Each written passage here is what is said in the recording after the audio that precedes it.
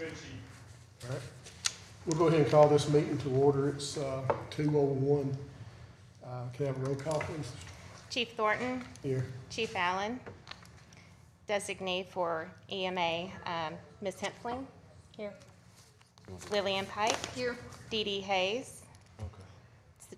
Division Chief England. Here. All right. Everybody had the October minutes mailed out to them, emailed to them, and had time to look over them. Does anybody have any questions or comments?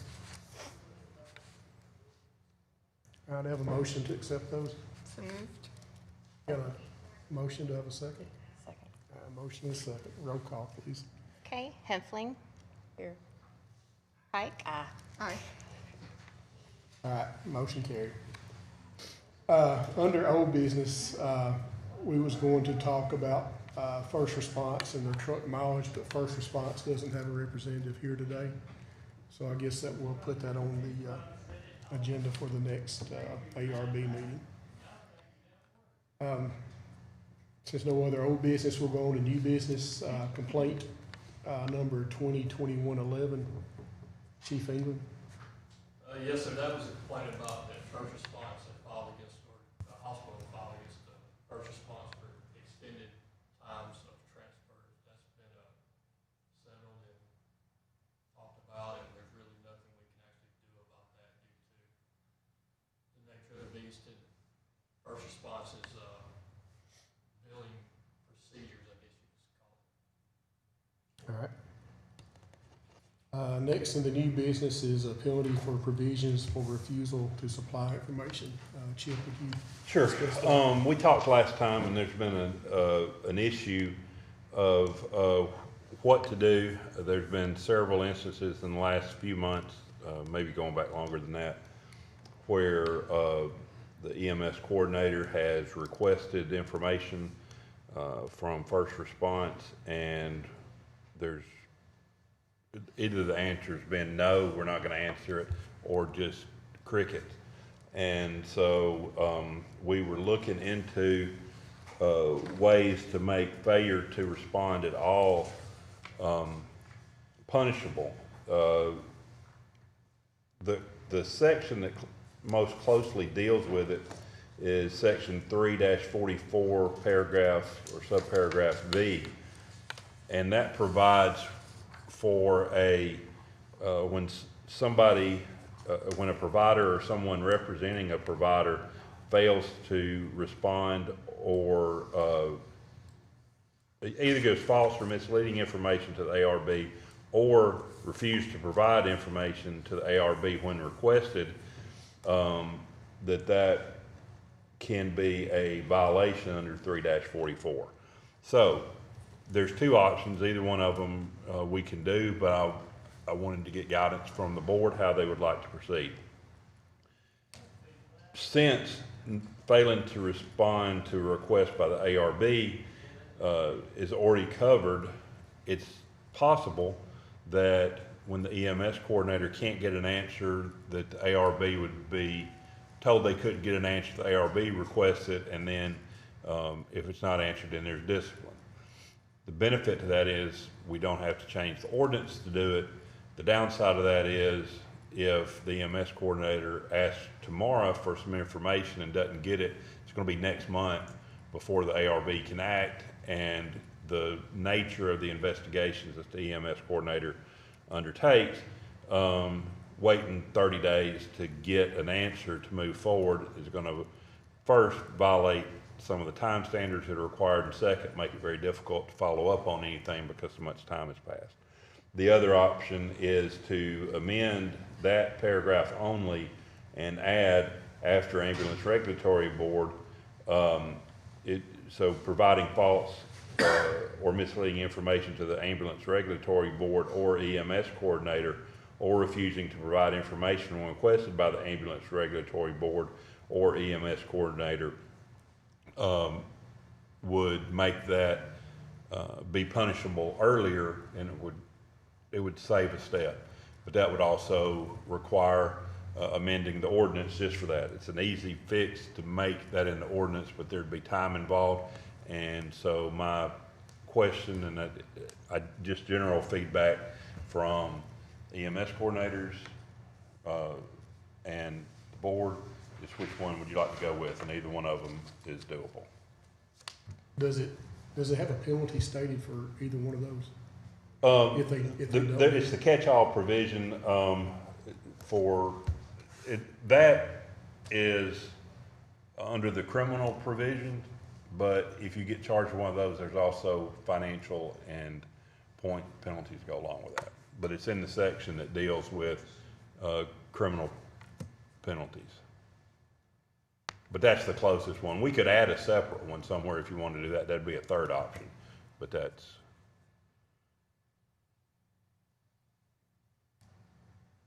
All right, so basically what we have is option one is, when the EMS coordinator asks for something and they don't get it, he takes it to the ARB. The ARB asks for it, and if they don't get it, it can be, some type of penalty put Yes. against them. But it could be a 30-day delay Correct, in to the getting that next meeting. information. And that could affect, some other things that we have 14-day time limits and And- different time limits. Right, in and other the circumstances. investigations have to be done within a certain number of days and things like that, which would, now, law school argument kind of thing, if they're the ones that are holding it up, it should toll the time running, but that's an argument that you don't want to have to fight it unless you have to. It's almost, to me, it almost don't sound like a good thing with that 30-day time span that it could go. If they need something or ask for something, they should be able to get it, so they have to wait 30 Right. days to get it. Right. And that's the downside of that. Actually, it could be longer than that. He could ask for it, at the beginning, right, he could ask for it tomorrow, and then them have anybody can have a whole month to give it, and it has to go to ARB. Mhm. You know, it could be several days after Right, that sure. before they get it, so. Option two is to amend that paragraph in 344 to say, Just add or EMS coordinator after Or the EMS ambulance coordinator. regulatory. board. So does the board, do you have a opinion as to which one you want? I think it would be, in all honesty, it would be easier when Chief Phillips or whoever asks for information from somebody, they're able to get it within a timely manner. Because like you said, if we have to wait 30 days, that throws investigations off, the time limits on those and things like that. So personally, I think it'd be better if we add the second to it to amend that portion of the ordinance. Just so we're all on the same page, Chief England has been the EMS coordinator up until this point. He has got promoted, and our new EMS coordinator is Battalion Chief Chris Phillips. Chief Phillips, have you got an opinion on which one you would like to go with? I think amending an ordinance so often as we are doing is not desirable at all. And I think that having to put such a clause in an ordinance brings into question, why are we having a business that we have to put in a clause like this that we just can't get them to produce information that we need? I think it's part of a bigger problem, and I think other parts of the ordinance should be enacted to address the overall issue rather than continue to put in little penalties for all these minor infractions when it's a larger problem as a whole that needs to be addressed.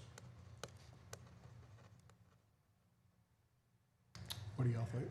I agree with you, but if we don't have this in place, it's just running the same circles that we have been.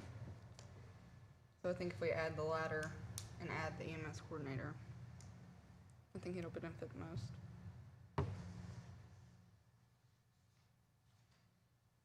All right, do I have a motion? I motion to add EMS coordinator to this. Have a motion, do I have a second? Second. Roll call, please. Hempfling. Aye. Pike. Aye. Motion carried.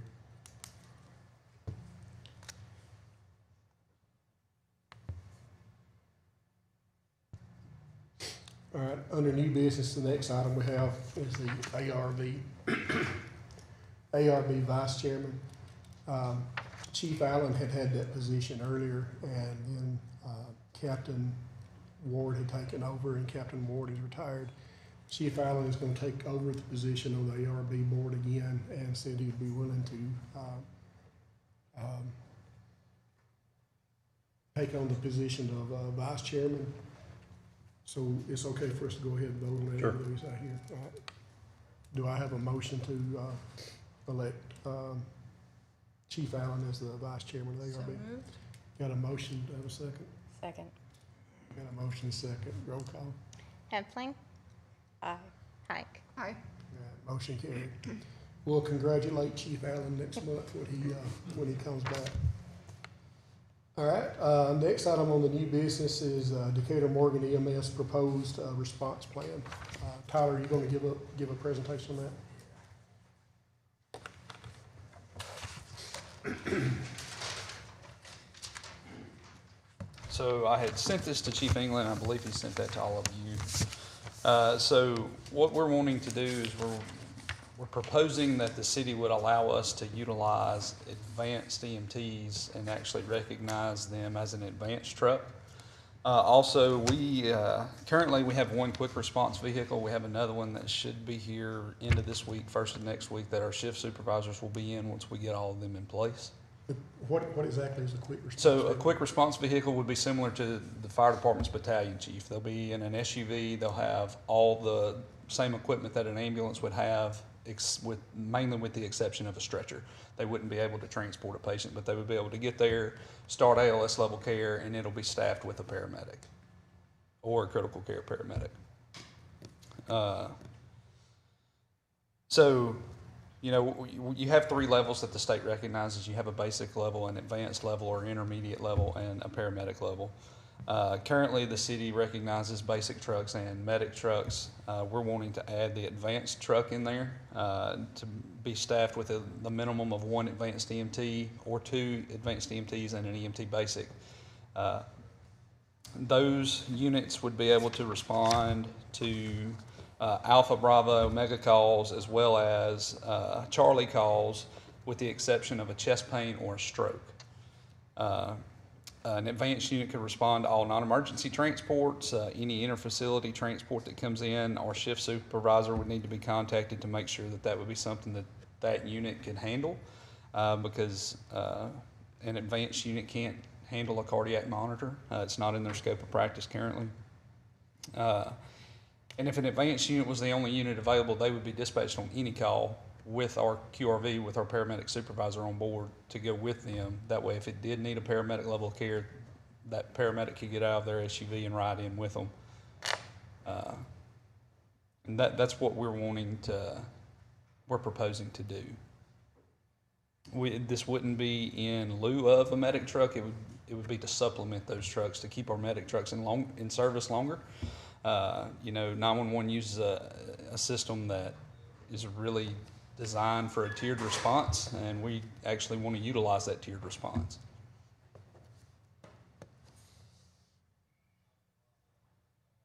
You have any questions? Not at this time. Chief Phillips, you got any questions?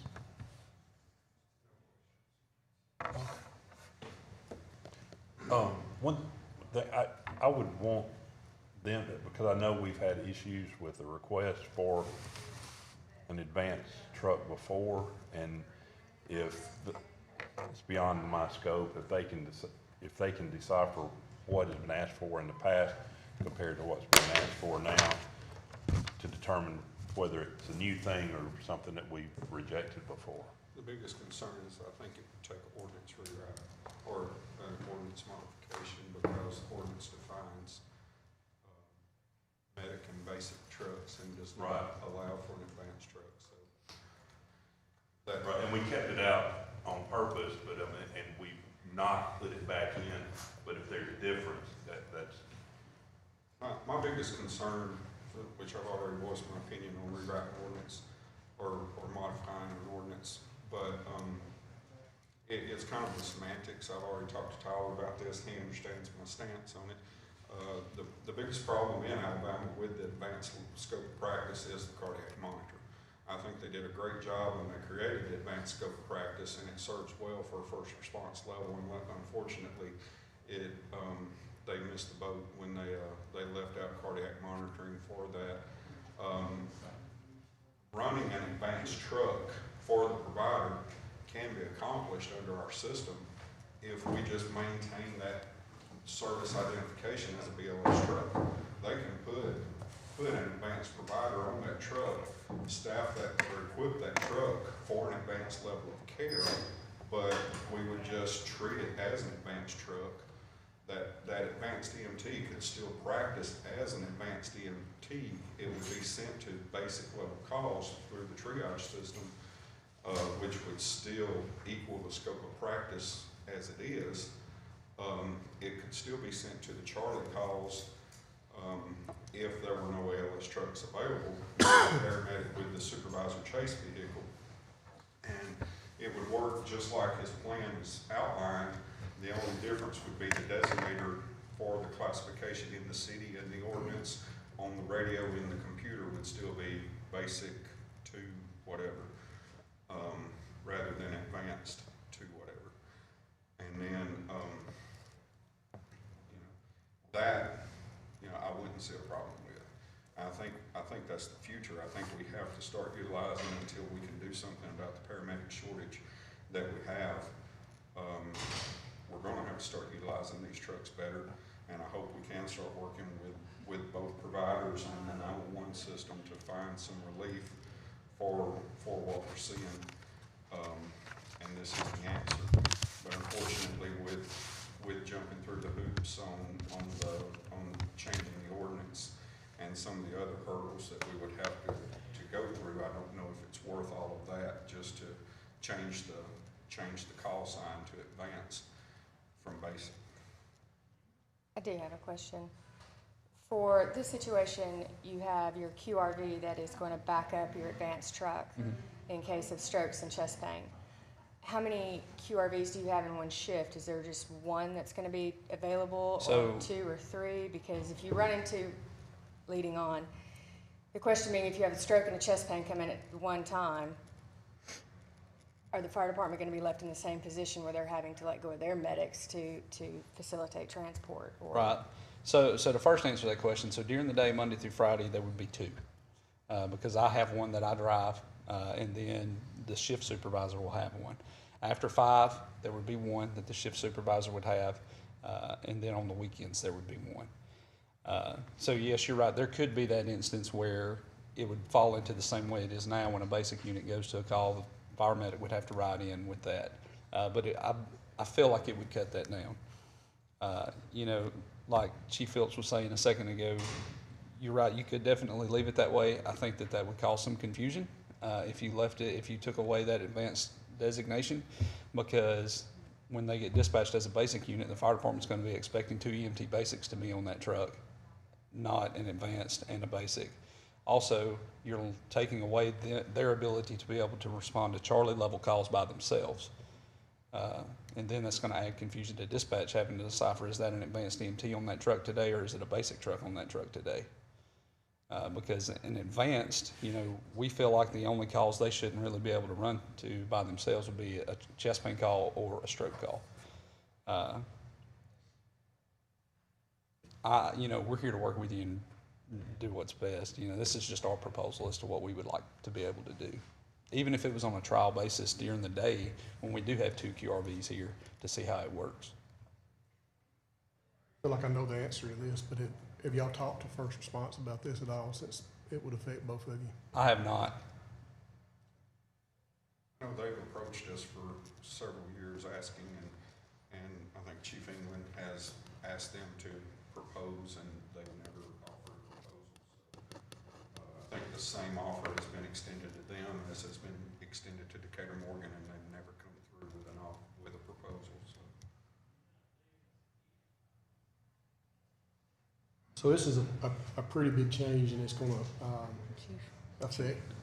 June. Yes, ma'am. If it will help a little bit, we utilize advanced trucks for lifeguard and counties within their bid to be able to utilize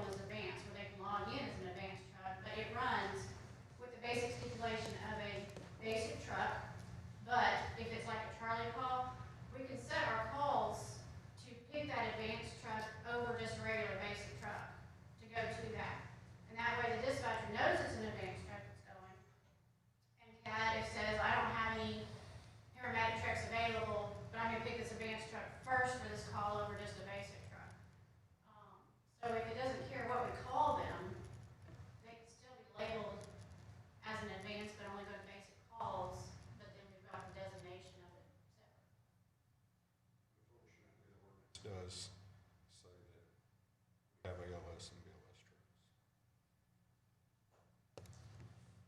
And an ALS truck is a paramedic and a basic, and a BLS truck is 2 EMTs.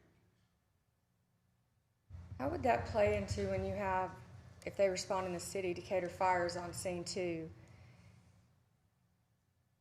Highest level is to transport, or the highest level that has started care is to continue care throughout? No, paramedic can transfer care to a low level of care as long as it's within their scope of practice for them to treat that patient throughout the remainder of care, and if both of them are willing to accept that.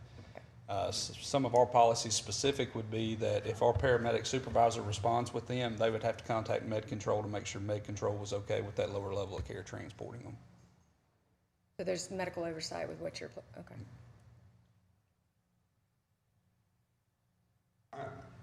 I'm for the, you know, what, I'm sorry, go ahead, Chief. Can I just make a quick suggestion, since this is being brought up today, Chief Phillips just moved into this role, that we table it for a month or so and let Chief Phillips get his head wrapped around some things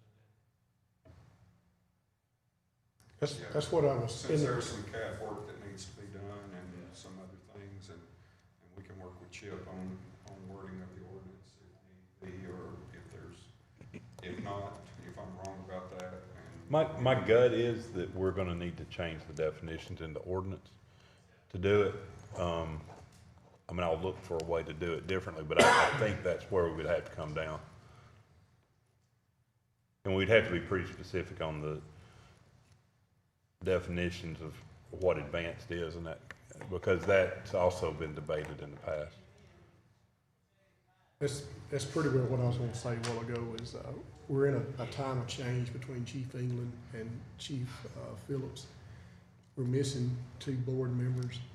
And I'd really like to do sort of like what we did last time when we come up with the response plan where we had first response and Decatur Morgan and Decatur Fire all sat down together in a room and look at what we could do and come up with a plan and present something that we all think would work for all the organizations and dispatch with that also. I think what Jeannie can do with the dispatching is going to play a big role in it and how that happens, how it flows out. So that's what my suggestion would be, is let's table it at least till the next meeting. I know it's going to be probably a little harder with it being the holidays and what's going on, but let's look at bringing this back up. And then Chief Phillips, could you reach out to the parties and see if we can work a date out where we'd all sit down at the training center or someplace one day and try to work through this? I have a motion to table this. So moved. Second. Second. Do I have to have a roll call on that? Hmm? Do I have to have a roll call on the table? Mhm. All right, roll call, please.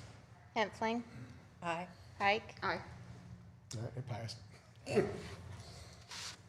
All right, Chief England, will you give us the monthly report for Decatur? So, as I do this, I'm gonna go back a few months and give you for July, we had, Decatur Fire had 97% projectile response in city limits and 83% in a PJ. Chief August, England, sir? you said July. Yeah, I'm going off the third quarter right here. Okay. For August, inside the city was a 98%. Inside the PJ was 100%. September was 96% in the city, 100 in the PJ. For third quarter totals of 97% in the city limits and 98% in the PJ. For the month of October, city limits we had 96%. And then for the month of October in the PJ, we had 95%. Is it okay for him to give first responses times, just so everybody hears what, on the same page those times are? Chief England, will you read the times from dispatch for first response?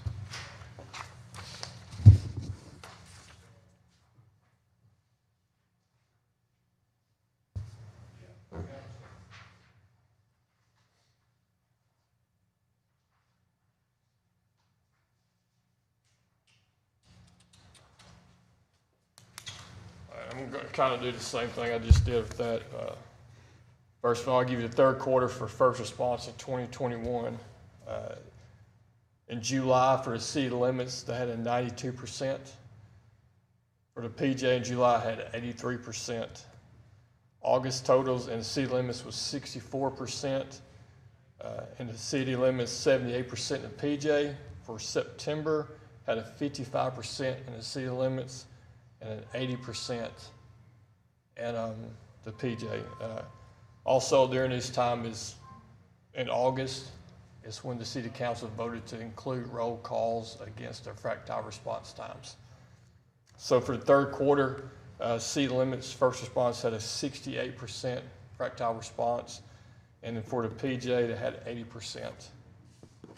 For the month of October, inside the city limits, they had a 49.5%, and in the PJ, they had an 82%. And each of y'all should have a copy of this to show the amount of roll calls and stuff.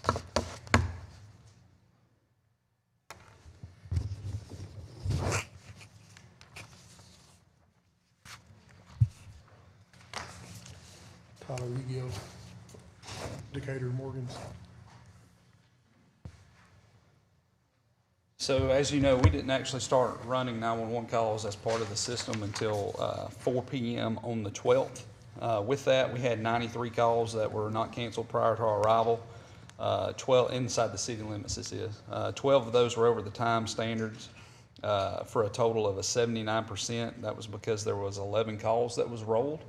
I did speak with Samantha at 911, and one of those calls that was counted as a rolled call should not have counted because it was a wait and return call that the county service had done inside the city that accidentally got counted. She said she was going to send an update out to that. That's what she let me know yesterday afternoon, and I haven't seen that yet.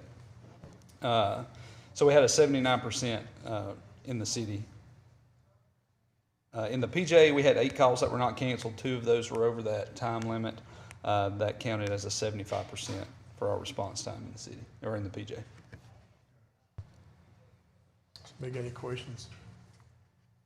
Yes, ma'am. I have a question about for a later discussion, or if you guys have figured out, when you talked, Brad has brought up about figuring roll calls with 2 agencies. That a decision needs to be made on how we count those. If we have to roll a call because we don't have a Decatur Morgan or a first response, does that count against? How do they want to calculate those calls? Unfortunately, it happens daily, but. I think Chief Phillips will sit down and look that over, and we'll come up with something on that. I think it's, I agree with you. When I was looking at those numbers of road calls, we're gonna have to figure out how that affects each one of them.